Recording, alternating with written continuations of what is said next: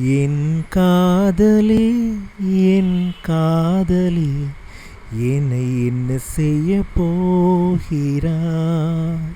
நான் ஓவியன் என்று தெரிந்தும் நீ ஏன் கண்ணிரண்டை கேட்கிறாய்? சிலுவைகள் சிறகுகள் ரெண்டில் என்ன தரப்போகிறாய்?